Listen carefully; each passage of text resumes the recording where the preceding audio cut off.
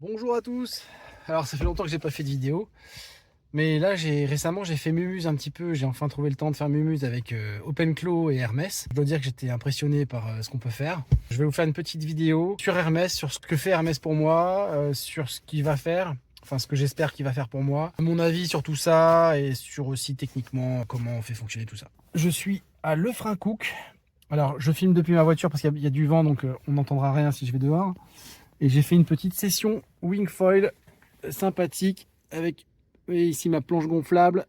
Et du coup, je profite du trajet de route pour vous faire une petite vidéo pour vous dire un petit peu mon avis sur ces outils. Alors juste très rapidement, pour ceux qui ne savent pas ce que c'est OpenClaw et Hermès Agent, eh bien c'est un petit peu comme on a déjà des outils super puissants là, avec les IA comme OpenCode ou Claude Code qui permettent, contrairement à un simple chat GPT en ligne, là vous pouvez carrément lui dire de créer des fichiers, modifier des fichiers, surfer sur internet, se connecter à des serveurs MCP, créer des skills, enfin faire plein de choses comme ça. Et bien là c'est un peu le même principe, mais un stade au-dessus, c'est-à-dire que là maintenant vous avez des agents qui vont être autonomes 24 heures sur 24.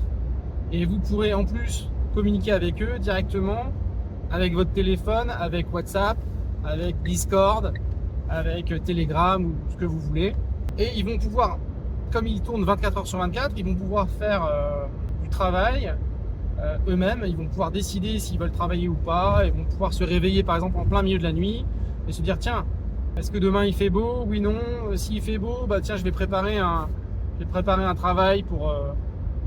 Enfin voilà, vous allez pouvoir les programmer via des crons. Donc pour leur dire à telle heure répète ça toutes les semaines ou tous les mois ou tel jour, voilà. Mais aussi d'eux-mêmes via le Heartbeat, ils vont pouvoir se réveiller et se dire tiens, est-ce que je fais quelque chose ou pas en fonction de la situation qu'ils vont voir. Donc c'est très intéressant. Donc ça apporte des nouveautés, des nouvelles possibilités. Et maintenant, je vais vous parler un petit peu de ce que... Alors, j'ai eu que hier pour vraiment configurer tous ces OpenClaw et Hermès. Alors, j'ai choisi plutôt d'utiliser Hermès parce qu'en fait, le premier qui est sorti, c'est OpenClaw.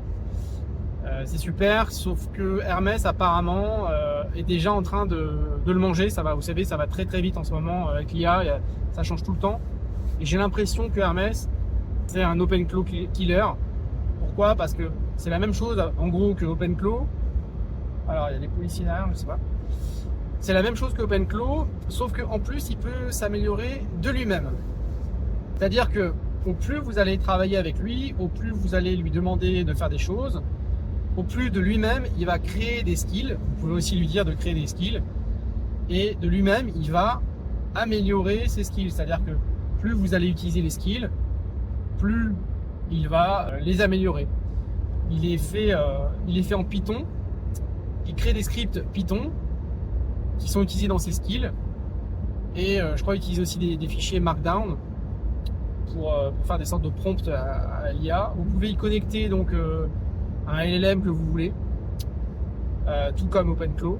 Et donc, comme il peut s'améliorer de lui-même, j'ai voulu... alors j'ai installé les deux. Je vais plus utiliser Hermès parce que je pense qu'il est meilleur. En tout cas pour moi, mais je peux quand même utiliser aussi OpenClaw si jamais je me rends compte que OpenClaw est quand même utile. Je pense qu'ils se complémentent quand même tous les deux. Qu'est-ce que fait Hermès pour moi? Alors aujourd'hui, Hermès, il est capable et il tourne sur... Alors j'ai un serveur perso chez moi, je vous en reparlerai après dans les détails techniques si vous voulez. Donc il tourne 24 heures sur 24 chez moi. Je peux lui communiquer par Discord. Donc j'ai choisi Discord parce qu'en fait on peut créer plusieurs channels. Donc ça veut dire que c'est vachement pratique. On peut lui demander plusieurs trucs en même temps sur plusieurs sujets différents et suivre 2 conversations différentes, 3, 4, 10, 50, ce que vous voulez.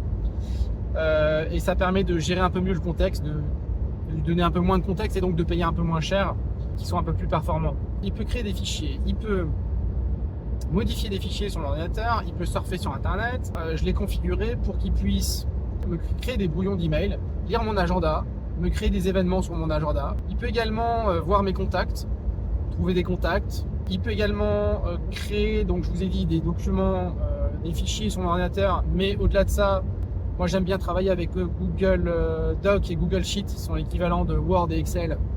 Eh bien, il peut créer des Google Docs et des Google Sheets. Et puis, je lui ai donné également accès à une application via un serveur MCP. C'est une application de gestion de tâches. Donc, en gros, c'est une application de to-do list. Ça fera peut-être l'objet d'une prochaine vidéo. C'est la version 2, voire la version 3, parce que je l'ai vachement améliorée depuis. Eh bien, il peut accéder à cette to-do list et puis créer des tâches, modifier des tâches, etc. Et donc, vous pouvez combiner, en fait, vous pouvez lui donner des nouvelles compétences, des nouveaux skills, et vous pouvez combiner tous les skills. C'est-à-dire que, par exemple, moi, il peut très bien, ce qu'il fait d'ailleurs déjà, c'est qu'il va regarder mes emails, et puis ensuite, il va créer des tâches en fonction de l'email. Donc, par exemple, je sais pas, j'ai reçu un email qui me dit, voilà, il faut passer à la facturation électronique, sinon on va devoir payer une amende. Eh bien, il m'a créé une tâche, passer à la facturation électronique. Et il me met le lien de l'email, comme ça, dans mon application de gestion de tâches, je peux retrouver facilement l'email. De la même façon, il va regarder sur mon agenda, et en fonction des événements, il va me créer des tâches. Moi, j'aime bien travailler comme ça. J'ai un seul endroit où regarder, c'est mon application de gestion de tâches. Et tout est dedans, que ce soit les emails, l'agenda, tout se retrouve, tous les trucs importants se retrouvent dedans. Et après, je peux mettre des importances, je peux mettre une complexité, je peux mettre une date sur les tâches. Et comme ça, je peux gérer mes tâches de façon efficace. Donc voilà, j'ai passé la journée hier à configurer ça et il peut déjà faire tout ça. Il peut également me créer des applications web. Par exemple, il m'a créé un CV, il m'a créé une application, une annonce. D'ailleurs, je vais vous parler de cette annonce. En fait, j'ai un appartement à louer en ce moment et donc il va m'aider pour trouver le locataire. Donc il m'a créé, je lui ai demandé de créer un site internet qui est en fait une annonce. Enfin, c'est carrément une application web dans laquelle il y a une annonce sur cet appartement. Donc on va retrouver plein de photos, une vidéo, description, un FAQ. Et dans cette application, il y a également, dans cette annonce, il y a également un chatbot. C'est-à-dire que les locataires, les candidats, on va dire, ils peuvent poser des questions au chatbot. Le chatbot, il est connecté à un LLM et il va répondre. Par exemple, le candidat peut dire: est-ce qu'il y a un balcon? Le chatbot va répondre: oui, il y a un balcon. Est-ce qu'il y a une place de parking? Non, il n'y a pas de place de parking, mais il y a de la place devant pour se garer. Et s'il dit est-ce que, je sais pas, les animaux sont acceptés et que le chatbot ne sait pas, le chatbot va me prévenir, donc via Discord, et moi je vais donner la réponse. Et je vais dire oui, par exemple, les animaux sont acceptés, les chats sont acceptés, mais les chiens sont pas acceptés, par exemple, je dis n'importe quoi. Et je vais lui demander de mettre à jour l'application, le FAQ, et comme ça, la prochaine fois, le chatbot, il pourra répondre, et puis le candidat, il pourra aussi le voir dans le FAQ. Il y a également un formulaire dans lequel donc les candidats peuvent, s'ils sont intéressés, ils peuvent laisser numéro de téléphone, email, une remarque, et puis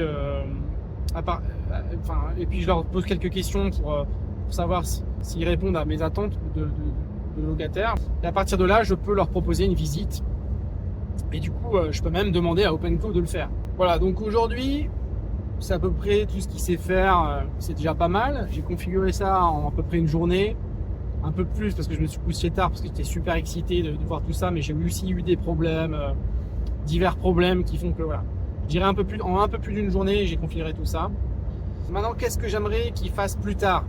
À chaque fois que je vais faire quelque chose sur l'ordinateur, je vais me dire est-ce qu'il n'y a pas un moyen que ce soit OpenClaw, que ce soit Hermès qui le fasse.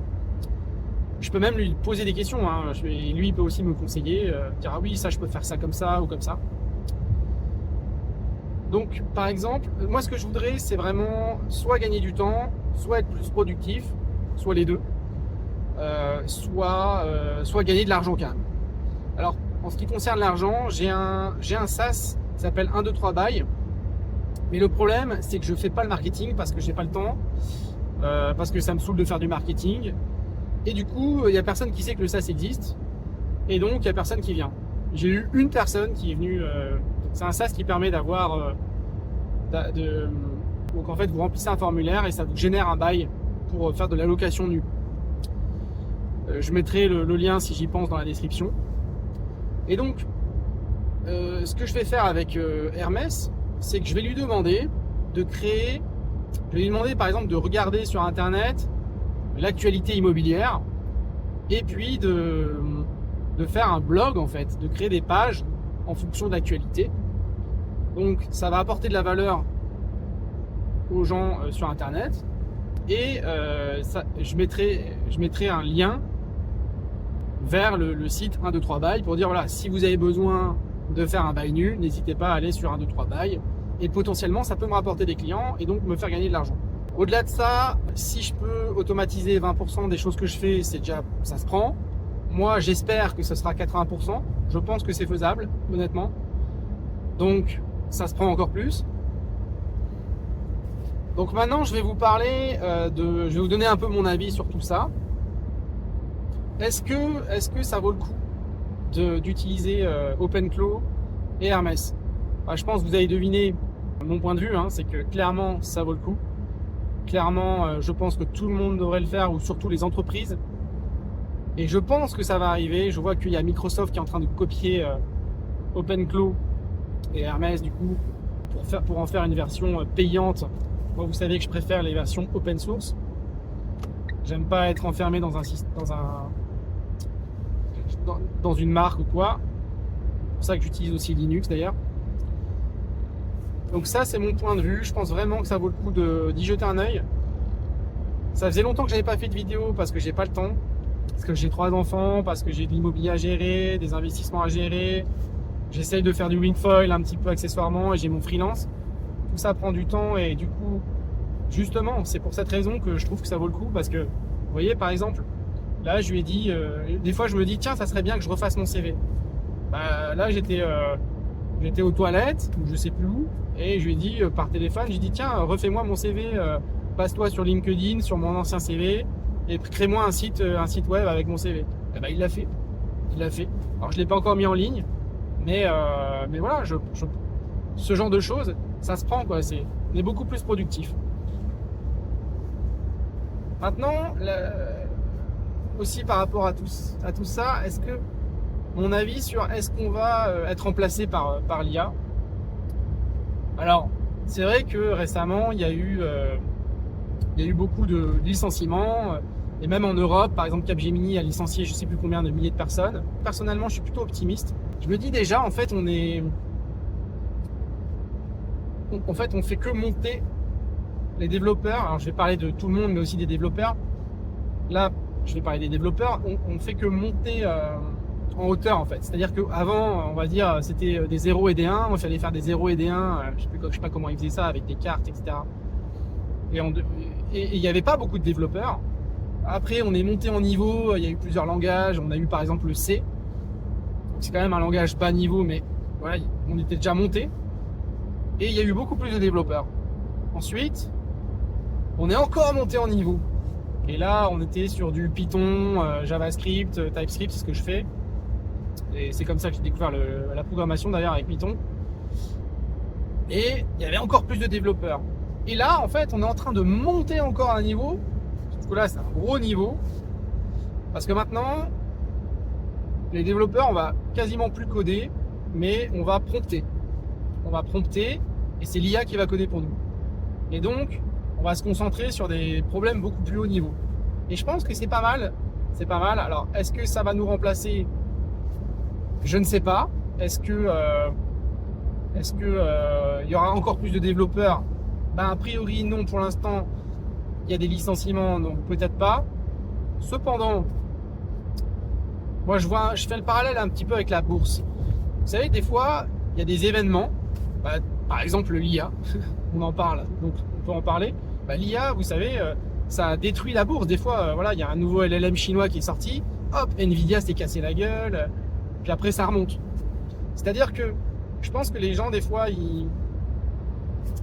quand ils savent pas trop, ils préfèrent vendre. Et dès qu'ils savent un peu mieux, là ils rachètent. Et peut-être que Capgemini a fait un peu la même chose, peut-être qu'ils ont eu un petit peu peur, ils se sont dit, oulala, ça craint. Et donc, peut-être qu'ils ont licencié, peut-être que ça va revenir. J'ai l'impression que oui, il y a eu des vagues de licenciements, mais maintenant ça a l'air de stagner. Donc on verra comment ça évolue, parce que c'est vrai que ça évolue très très vite, donc il y aura peut-être encore des licenciements. Je connais pas l'avenir, hein, mais je pense que là on est arrivé quand même à une zone correcte. Ça va peut-être repartir. Moi c'est ce que je pense personnellement. Puis après, vous savez, je sais pas comment ça marchait avant, mais quand il y a eu, je sais pas, l'invention de la calculette, j'imagine que tous ceux qui faisaient des calculs, ils ont arrêté de faire des calculs à la main et que du coup, ils ont fait autre chose. Nous, c'est pareil. On va devoir faire autre chose, s'adapter, et je pense que c'est pas plus mal.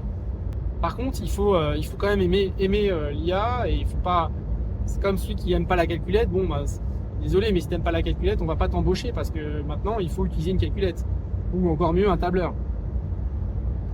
Donc je pense que l'IA c'est pareil, il faut juste l'utiliser. Et voilà, alors après pour ceux qui vont dire oui, ça consomme, ça pollue, etc. Bah oui, c'est vrai. Voilà, il faut qu'on trouve des solutions, utiliser du nucléaire par exemple. Donc oui, mon avis c'est que il faut vraiment utiliser ça, c'est intéressant, ça fait gagner du temps, ou au moins ça augmente votre productivité. Parce que c'est pareil, je vous disais hier, j'ai passé ma journée à configurer le truc. Donc voilà, donc finalement on aura quand même besoin de personnes qui vont travailler sur ce genre de choses. Je pense pas que les IA vont nous remplacer tout. Ou alors ça sera plutôt positif. Donc oui, mon avis c'est utilisez-le, ça va vous faire gagner du temps, ça va vous faire être plus productif et ça peut vous faire gagner de l'argent. C'est génial.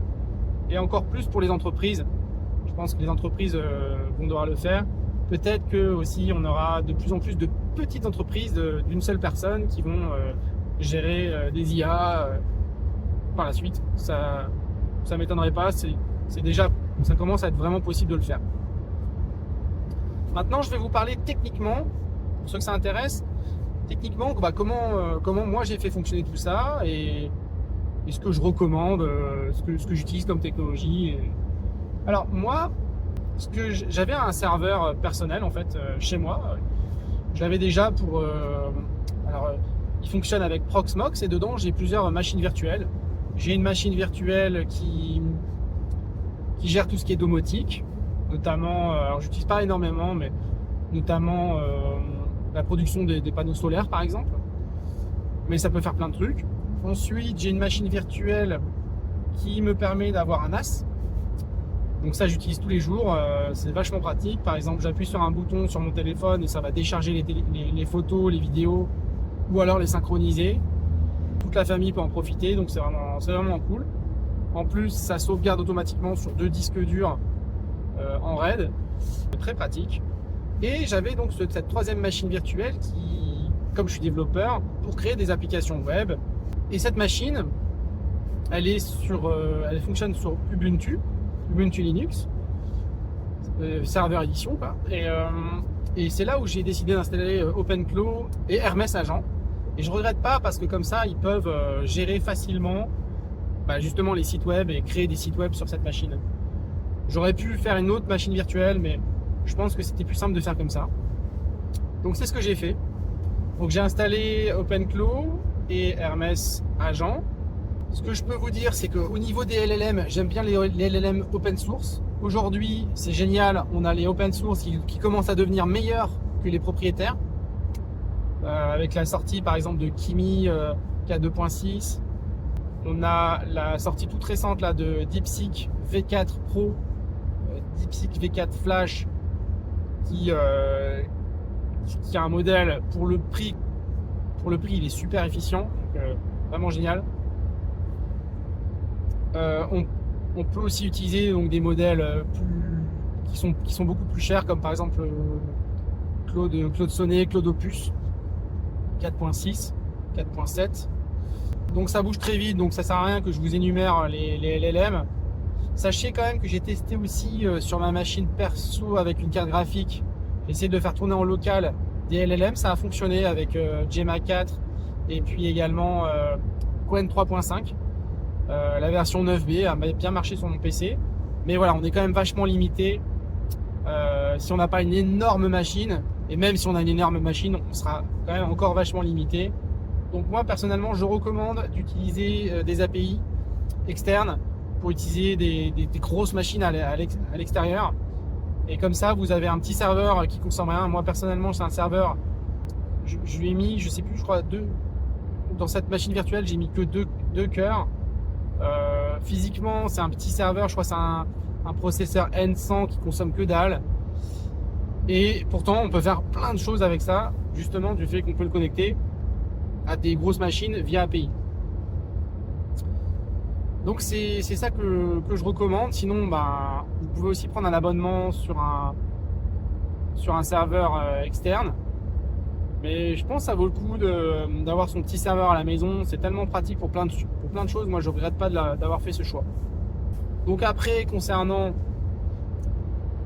ce serveur, donc il est sur Ubuntu. Quand je demande à l'IA de coder un truc pour moi, donc à Hermès de coder un truc pour moi, ce que j'aime bien utiliser comme technologie, c'est Docker, Git, GitHub. Évidemment, en fonction du projet, ça peut être une simple page web statique, ça peut être juste du React, ça peut être... Mais je vais vous parler en général ce que j'aime bien utiliser et qui passe un peu partout. On a Next.js qui passe partout. Bon, évidemment, Express, ça marche aussi, mais moi j'aime bien Next.js parce qu'il y a du React dedans, donc c'est quand même pratique. C'est un framework full stack, donc on peut vraiment faire beaucoup de choses. J'aime bien, pour les bases de données, si je veux faire un truc un peu sérieux, j'aime bien mettre un Docker avec PostgreSQL. Voilà, après je peux mettre aussi du Mongo, je peux mettre aussi du SQLite si vraiment c'est un petit projet juste perso que personne ne va utiliser. Au niveau, j'aime bien mettre Tailwind CSS, comme ça réduit un peu le nombre de fichiers.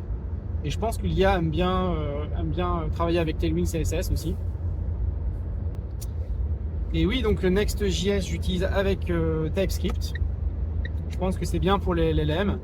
Sinon, Clean Architecture uniquement pour le code métier, avec du TDD uniquement pour le code métier. Je recommande ça. Pour les applications petites à moyennes. Après, si c'est vraiment une grosse application, on peut faire des tests end-to-end avec Cypress, on peut faire des tests d'intégration et tout ça. Et sinon, je pense des tests unitaires juste pour les règles métiers, c'est déjà très bien. Pour les LLM, moi j'aime bien utiliser des LLM open source. Alors j'aime bien utiliser Open Router parce que on peut se connecter à tous les LLM à un prix correct. Et comme je vous disais là récemment, j'ai testé plein de LLM, mais là ce que je préfère aujourd'hui, ça va être, je pense, DeepSeek V4 Pro pour les tâches assez complexes. C'est à peu près l'équivalent, même peut-être mieux que Claude Sonnet. Et puis DeepSeek V4 Flash pour les tâches de tous les jours, parce qu'il est vraiment imbattable, je trouve, au niveau du rapport qualité-prix, de l'efficience pour les tâches assez simples. Maintenant, hier j'ai eu pas mal de problèmes justement avec DeepSeek V4 parce que je pense que comme il était tout nouveau, à mon avis tout le monde s'est rué dessus. Du coup, j'ai utilisé aussi Kimica 2.6 qui est très bien aussi et qui est très récent aussi d'ailleurs. Et j'ai vraiment bien aimé. Voilà, je pense que techniquement j'ai fait à peu près le tour. N'hésitez pas si vous avez des questions dans les commentaires. Et je vous dis à la prochaine. Salut!